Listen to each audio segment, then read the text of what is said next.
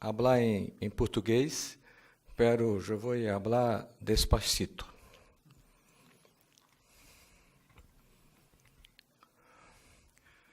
O tema que me foi colocado foi para falar sobre seguimento de lesões nodulares benignas da mama. Em relação aos cistos, é muito fácil que o seguimento é imposto como quase obrigatório, com exceção dos cistos de maior tamanho. Mas, em relação às lesões sólidas, não há um certo consenso. Aqui no Brasil, há uma tendência de puncionar mais em algumas cidades, puncionar menos em outras cidades. Eu vou posicionar como eu proponho o segmento e assim eu trabalho.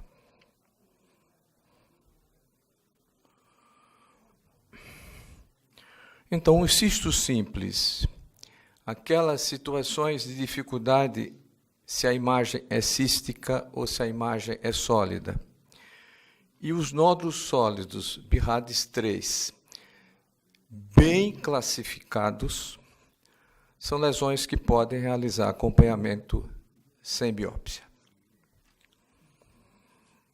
Então, os cistos anecóicos homogêneos, com margens circunscritas, redondo, oval, um pouquinho lobulado, então é o habitual. Isso não há nenhuma polêmica em relação que a conduta seja acompanhamento. Lembrar que os cistos eles podem ter ecos e, de um modo geral, não sabemos a natureza dos ecos. Todas essas condições aí listadas podem ocasionar ecos no interior do cisto. Fragmentos celulares, glóbulos proteicos, cristais de colesterol, hemácias, leucócitos polimorfonucleares, linfócitos, plasmócitos, macrófagos histiócitos, macrófagos esponjosos e células epiteliais flutuantes e papilares, células apócrinas flutuantes e papilares. Esses cistos usualmente têm ecos finos, difusamente distribuídos. Algumas vezes a força, a energia do ultrassom permite a mobilização dessas imagens, desses finos ecos. Outros cistos com mais ecos, eles podem ter as duas situações, ou puncionar ou fazer um acompanhamento. Isso vai depender muito da vontade e da maneira do trabalho do mastologista.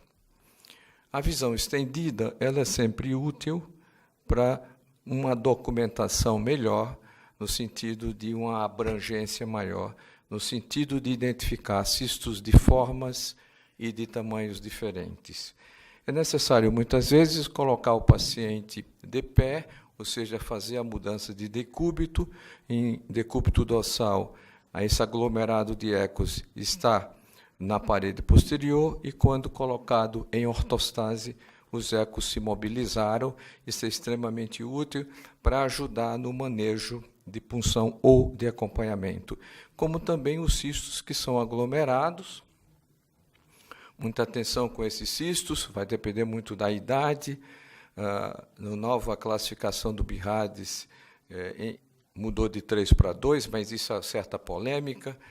Um diz uma coisa, um professor diz outra coisa.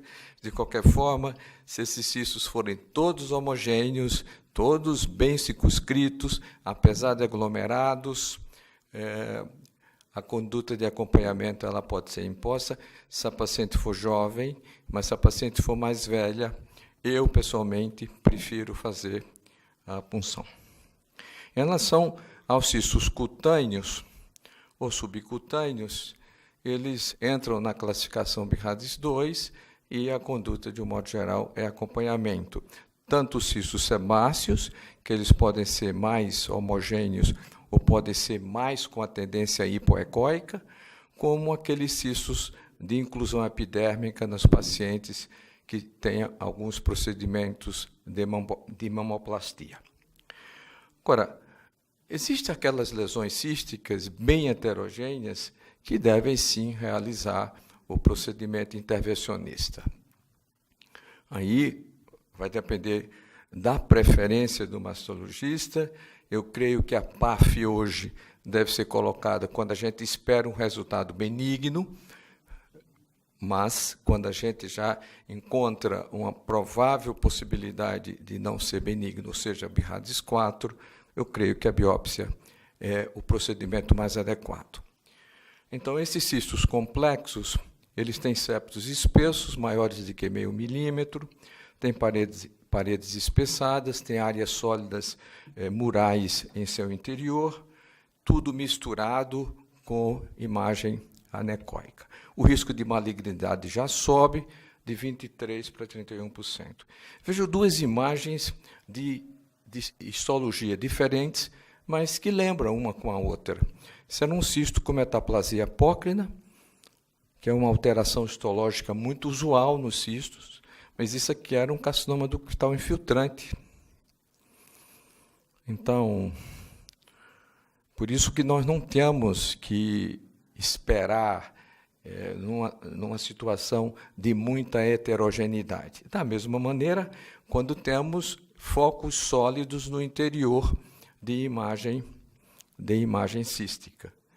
Pode ser o papiloma intracístico e, raramente, o carcinoma intracístico. O carcinoma representa, carcinoma intracístico, menos de 1% dos carcinomas mamários. Mas, de qualquer forma, independente de papiloma ou carcinoma intracístico, que ocorre mais em mulheres mais velhas, a conduta é de exploração mesmo. E a papilomatose juvenil, que forma esses cistozinhos dentro de um molde sólido, bem juntinhos, parece moedas empilhadas. Então, eu creio que a conduta mais correta é simplesmente resolver e esclarecer, por isso que a punção ou a biópsia devem ser realizadas. E algumas vezes a gente pensa de um jeito e o mastologista pensa do outro. Vejam que isso é uma manifestação mais comum da necrose gordurosa, é o cisto de óleo. É uma imagem anecoica, mas que tem atenuação sonora. Mas o mastologista disse, mas tem sombra acústica. Então, isso pode não ser um cisto benigno. Então, vamos fazer a punção e vejam que se retira um verdadeiro óleo desse cisto, por isso que ele é chamado de cisto de óleo. A necrose gordurosa, ela tem manifestações ultrassonográficas extremamente variáveis. E a mamografia sempre nos ajuda, porque ela é mais benigna do que a imagem ultrassonográfica.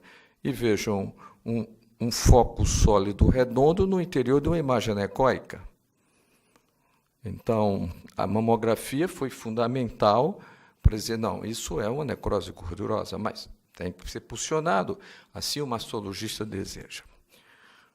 E o problema da diferenciação das lesões indeterminadas, lesão cística versus sólida.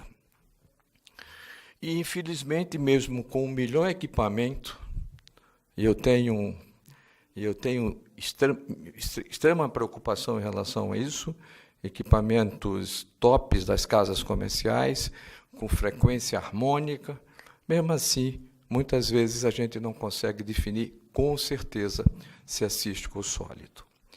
Nesses casos, pode ser feito um acompanhamento a curto espaço de tempo.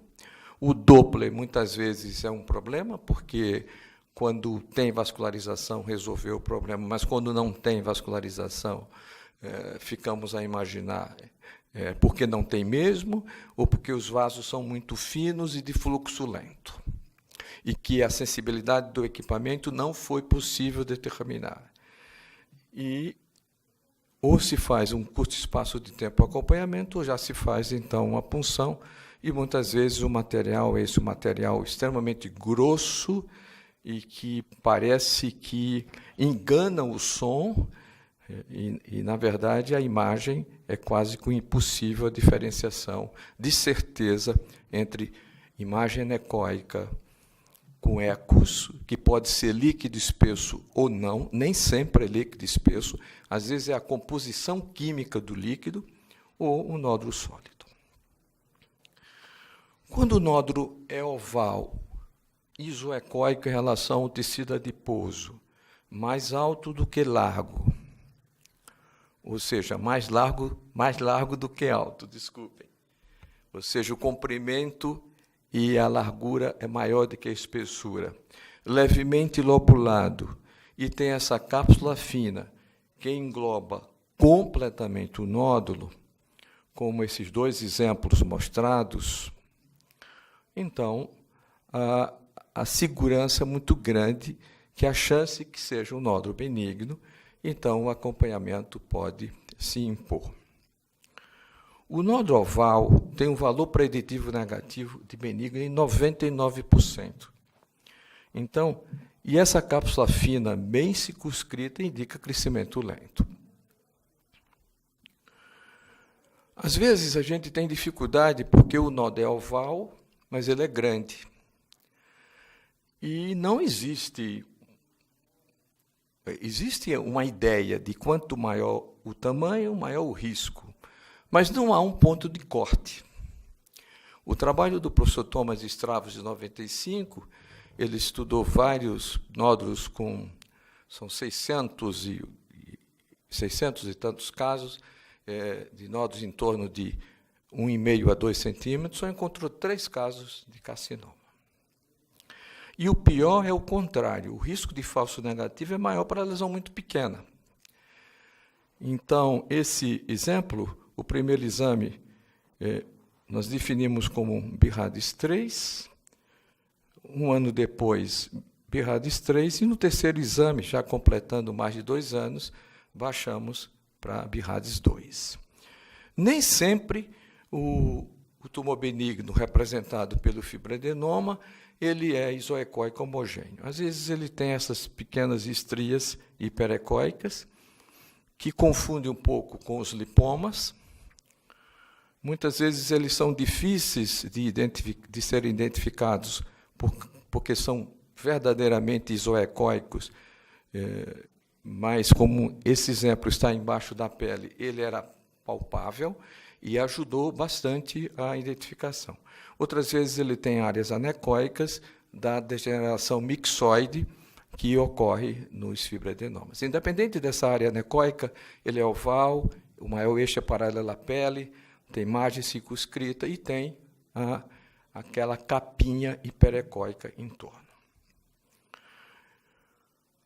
Cada vez mais vemos fibroadenomas, ou seja, múltiplos fibroadenomas, múltiplos bilateralmente ou numa mesma mama. Isso exige muito do ultrassonografista, porque tem que medir todos eles. Aqui no Brasil, não sei como são nos outros países, há uma tendência de medir o maior e não medir todos. E isso é um grande equívoco. Eu estou mais preocupado com o menor do que com o maior. Então, nós temos que localizar todos e medir todos, e fazer a semiologia completa de todos.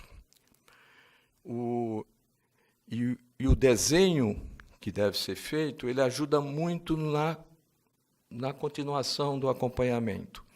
Ou seja, quando a paciente retorna, esse desenho é extremamente útil.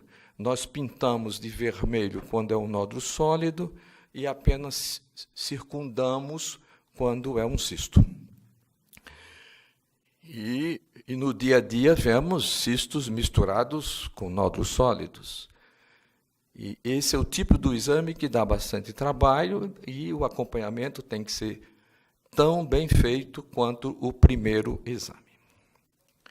Um outro problema que tem não só na América Latina, mas tem também nos países ditos mais desenvolvidos, é que, embora o risco de malignidade nos nódulos categoria 3 seja baixo, a biópsia pode ser realizada em pacientes que não se sentem confortáveis com o acompanhamento.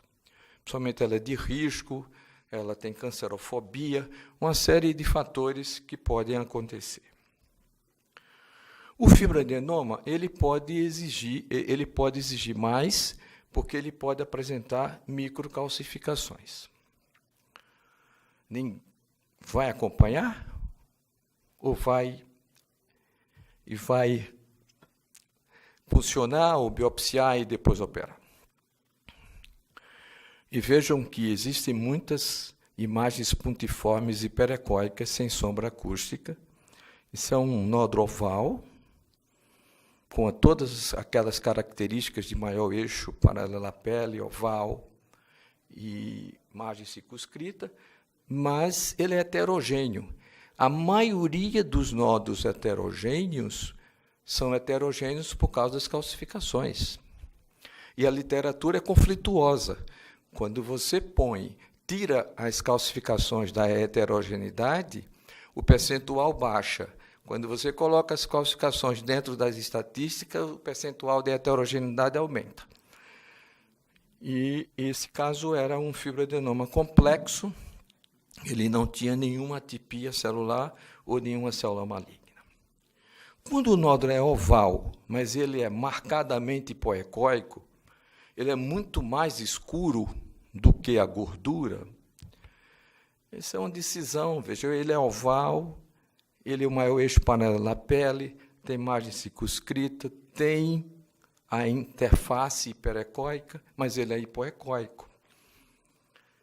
Ele está bem profundo, ele está bem perto da parede mamária, ou seja, da parede torácica. Então, essa é uma decisão que o mastologista, se ele me perguntar, eu digo que tem que posicionar, ele vai resolver. Muita atenção nos nódulos ovais, que tem uma extremidade que forma um ângulo. Então, vejam, ele é um nódulo oval, ele é relativamente homogêneo, mas ele forma um ângulo. Então, é necessário fazer o procedimento, era uma hiperplasia estromal pseudoangiomatosa numa paciente que estava fazendo terapia de reposição hormonal.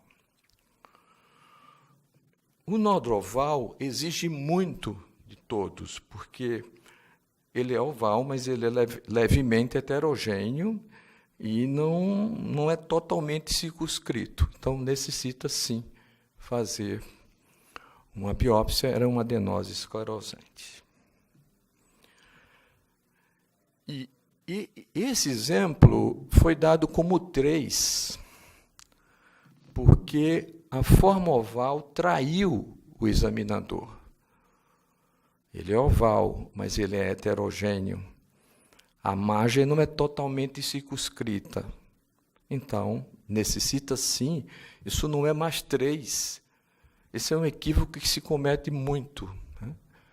Aliás, o 3, a classificação 3, era bom que não existisse, mas ela existe, a gente tem que enfrentá-la. Então, era um carcinoma do ductal infiltrante oval. E que tem aquela pseudocápsula, ou cápsula, ou interface hiperecóica.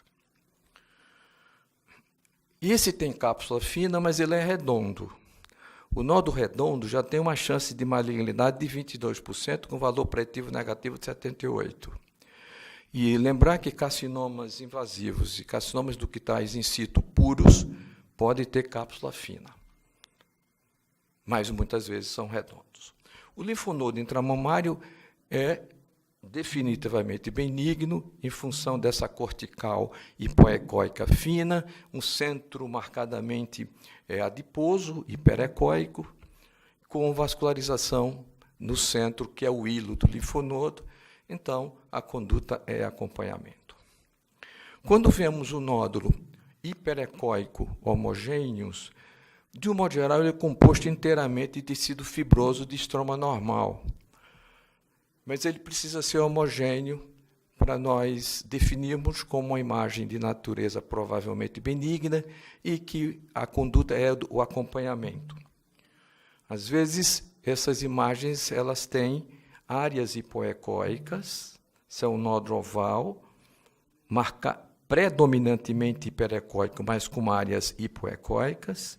E esse é um nódulo triangular, também levemente heterogêneo. Outras vezes, o câncer é pequeno e ele tem um nicho hipoecóico com um bordo hiperecóico. Então, essas imagens hiperecóicas, quando não são homogêneas, eu creio que precisamos ter atenção e devemos, sim, biopsiá-los. O fibroadenolipoma, ele é difícil de encontrar ultrassom porque a consistência interna é muito parecida com o que está externamente, em torno dele. Mas essa mistura de áreas hiperecóicas e hipoecóicas já denuncia a possibilidade de um fibroadenolipoma. E a correlação com a mamografia, que é bem característica, vai impedir, certamente, um procedimento intervencionista mais circunstancial por uma preocupação, principalmente quando pacientes maiores de 40 anos. Aqueles nódulos sólidos muito grandes, que podem ser um tumor filódes, então eu creio que a conduta é sempre biopsiar mesmo. E até porque ele pode ser benigno, ele pode ser borderline, ele pode ser maligno. Vejam um caso de um tumor filódes muito grande, ele abrangia mais de um quadrante, ele está dentro daquele conceito de oval, maior eixo paralelo à pele, margem circunscrita e a capinha hiperecóica, mas a grande dimensão dele já faz com que haja a necessidade da biópsia.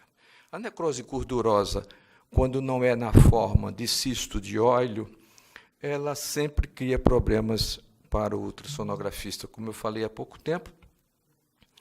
E vejam que eu escolhi esse caso bastante escolhido, porque é um nódulo hipoecóico, tem um halo hiperecóico em torno e é microlobulado, mas tem 34 anos de idade, fez mamoplastia, mas a imagem ultrassonográfica, a imagem é melhor fazer ou não. Então, nesses casos de necrose gordurosa, eu creio, tanto esses dois exemplos de cima, eles permitem criar uma certa preocupação e creio que a biópsia é imperativa. E os papilomas intraductais, que a chance de serem benignos, de serem malignos é muito baixinha, mas como essas pacientes, muitas delas têm fluxo papilar, pode ser mais de um papiloma de tamanhos e formas diferentes, ou pode ser exclusivamente um, como nos demais casos, eu creio que a conduta é biopsiar. Apesar de que trabalho com alguns mastologistas mais conservadores e outros mais intervencionistas. Em relação às calcificações, o ultrassom ele mostra bem calcificações dentro de nódulo. Mas quando é microcalcificações sem nódulo, o ultrassom é um problema. Porque a gente tem que levar em consideração a quantidade de ultrassonografistas trabalhando. No Brasil, são cerca de 25 mil, sem nenhum controle, fazendo exames de ultrassom em 1 minuto em cada mama. Não é 1 minuto em cada quadrante, é 1 minuto em cada mama. Então, como é que vai identificar essas microcalcificações? Além do mais, muitos com equipamentos com mais de 15 anos de uso. Então, essas microcalcificações definitivamente não são vistas no ultrassom. Além do mais, não é obedecido à regra, e existe muita frouxidão em relação a fazer ultrassonografia em mulheres acima de 40 anos de idade. Eu me recuso a fazer. Posição radicalizada ou não, não faço. Tento explicar ao paciente, tento explicar ao médico, e na maioria das vezes dá certo. Preciso da mamografia, sim. Essa paciente, antes dessa mamografia, que mostra essas microcalcificações pleomórficas, ela tinha feito 2 exames de ultrassonografia normais. E existe o espírito latino de dizer a mamografia é medieval, aperta, dói. Ultrassom não, o ultrassom deu normal, eu não vou voltar para o meu mastologista. E esse exemplo, eu vi essas microcalcificações porque eu estava com a mamografia no negatoscópio, colocando as coordenadas da mamografia, distância da área das microcalcificações até o mamilo e até a parede lateral, coloquei essas coordenadas com a régua na paciente e consegui identificar as microcalcificações. Mas ultrassom é importante para densidades mamográficas sem calcificações. Com calcificações é praia da mamografia. A correlação dos 2 métodos é importante. Vemos uma imagem perecóica bem regular com uma sombra visível correspondente a esse fibroadenoma calcificado. Outras vezes a gente consegue ver nódulos maiores, cheios de microcalcificações. As microcalcificações ultrassonográficas, elas não têm a expertise da mamografia em relação a verificar formas, letras de alfabeto, mas a gente pode constatar que umas são maiores e mais ecogênicas, outras são menores e menos ecogênicas. E onde o ultrassonografista não tem realmente dificuldade é quando tem os nódulos que têm vários sinais de malignidade com as imagens pontiformes hiperecóicas no interior. Esse é onde o ultrassom tem uma capacidade maior de diagnóstico. Eu agradeço a minha participação aqui no Congresso da FLAUS e sinto muito pelo nosso amigo, Dr. Armando Zamorra, que fraturou o fêmur, e muito obrigado pela participação. Qualquer pergunta, eu estou à disposição.